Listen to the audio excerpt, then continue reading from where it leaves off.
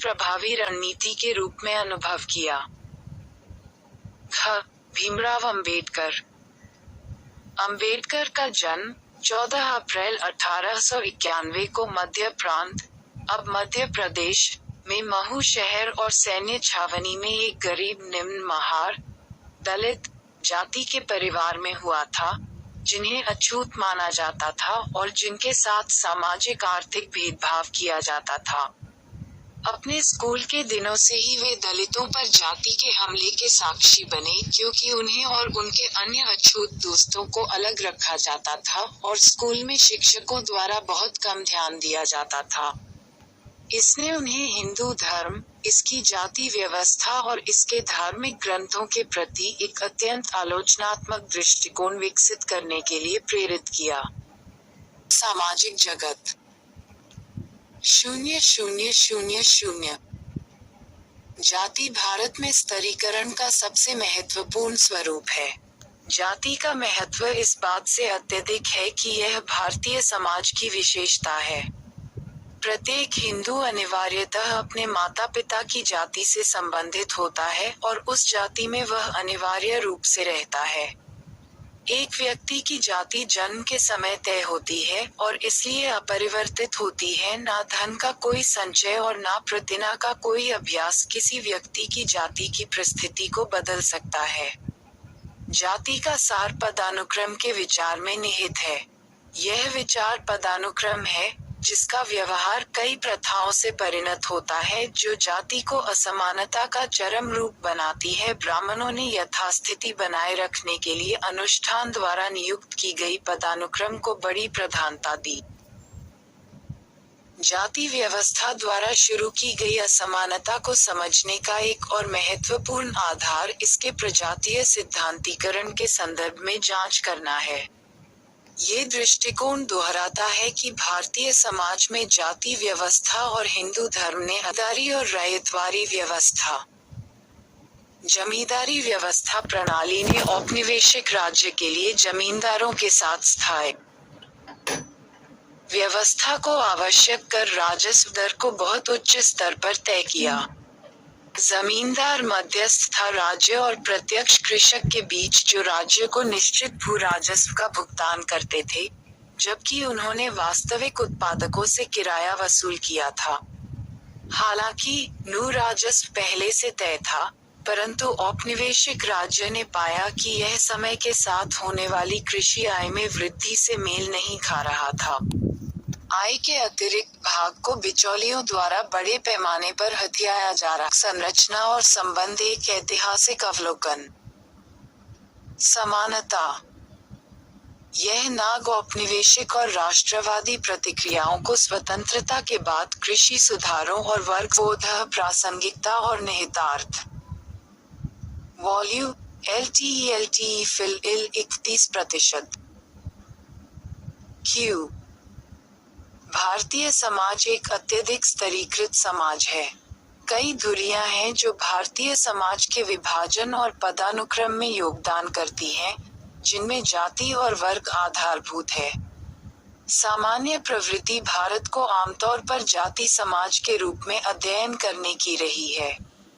हालांकि भारतीय समाज में वर्ग सत्ता और असमानता का एक महत्वपूर्ण आधार है और इसलिए चिंतन की आवश्यकता है। त्रिपक्षी पुरुष वंश के माध्यम से या पिता की ओर से संबंधित गठबंधन नातेदारी अध्ययन के संदर्भ में विवाह के बाद दो परिवारों के बीच के बंधन को गठबंधन के संबंध के रूप में वर्णित किया गया है। कुल एक सामान्य पूर्वज द्वारा एकजुट समूह को एक कुल कहा जाता है। भारतीय समाज के संदर्भ में एक सामान्य गोत्र को साझा करने वाली उपजाति को एक कुल कहा जाता है। रक्त संबंधी यह रक्त से संबंधित होने की स्थिति को संदर्भित करता है। एक व्यक्ति के सभी रक्त रिश्तेदार उसकी रक्त संबंधी है। नगर पालिका निगम छावनी मंडल बोर्ड अधिसूचित नगर क्षेत्र समितियां आदि रखने वाले सभी स्थान। उपसामंती प्रथा वह प्रथा जिसके अंतर्गत काश्तकार, जोतदार, उच्च सामंत के अधीन भूमि रखने वाले, अपनी जमीन के हिस्से को उप किराएदारी या हस्तांतरित करके नए और पृथक कार्यकाल प्राप्त कर लेते थे। समन्वयता ये शब्द एक ग्रीक जीवनी लेखक और नैतिकतावादी प्लूटॉक द्वारा विभिन्न क्रेटन के लिए पहली शताब्दी ईस्वी में गढ़ा गया था। रैंडम हाउस शब्दकोश इसको निम्न तरह से परिभाषित करता है: अलग या विरोधी सिद्धांतों, प्रथाओं या पार्टियों, पक्षों के सामंजस्य या मिलन का प्रयास। इस शब्द का लोक, जनसाधारण और विद्वतापूर्ण उपयोग किसी भी तरह के सांस्कृतिक प्रसारण पर चर्चा करता है, जिसके परिणामस्वरूप विभिन्न तत्वों का संयोजन और संश्लेषण होता है। सार्वभौतिकीकरण लघु परंपरा के उन तत्वों के फैलने और ऊपरी दिशा में निर्मित होने की प्रक्रिया। भारत, विद्याशास्त्र भारतीय, दक्षिण एशियाई समाज, इसकी संस्कृति, भाषाओं,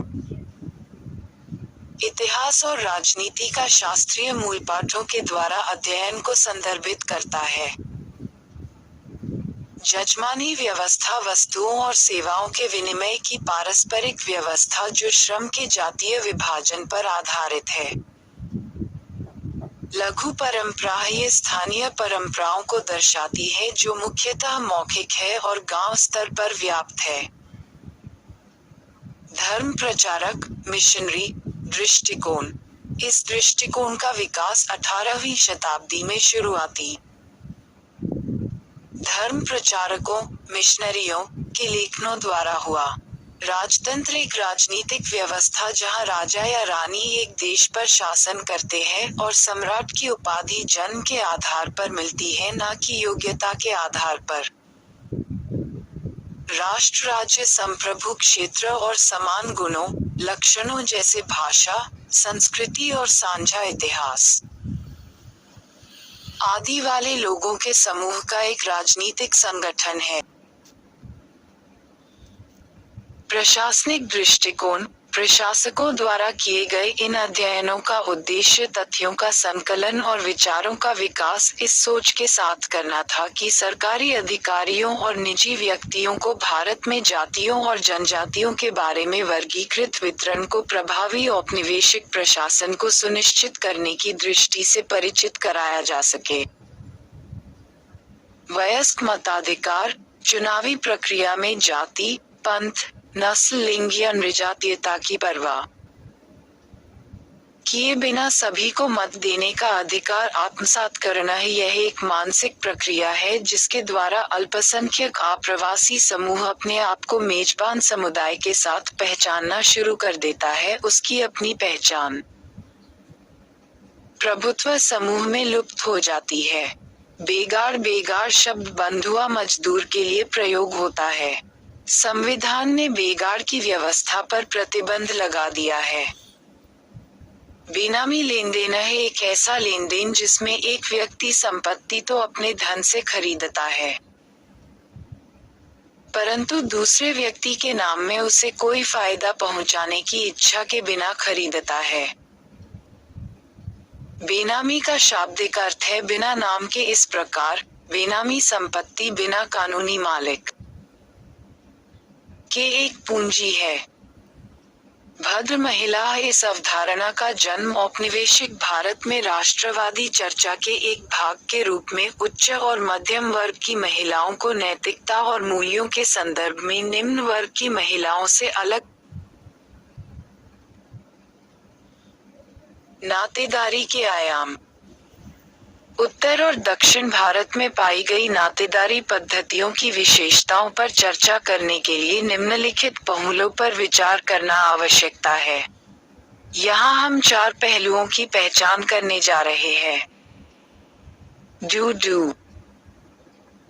नातेदारी समूह। नातेदार का निर्माण सामाजिक समूहों की उत्तराधिकार और अस्मिता के लिए करते हैं। एक समूह की सीमा वंश के सिद्धांत के द्वारा प्रदान किया जाता है। समूह में एक रेखीय वंश, पितृवंशीय व मातृवंशीय को शामिल किया जाता है, तथा जो इस तरह संबंधित नहीं है उसे शामिल नहीं करते हैं।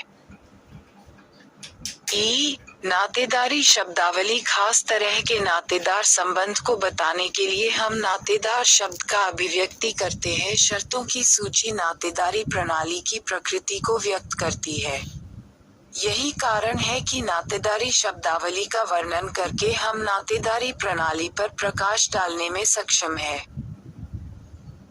135 2/15 संस्थाएं एवं प्रक्रियाएं।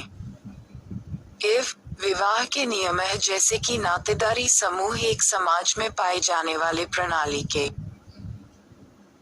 रूप का वर्णन करते हैं, वैसे ही शादी के लिए भी नियम ऐसे लोगों की श्रेणियां जो एक दूसरे से शादी नहीं कर सकते हैं, दुल्हन लेने वाले और दुल्हन के बीच संबंधों का संदर्भ प्रदान करते हैं, जिसके भीतर परिजन रिश्ते संचालित कर पत्नी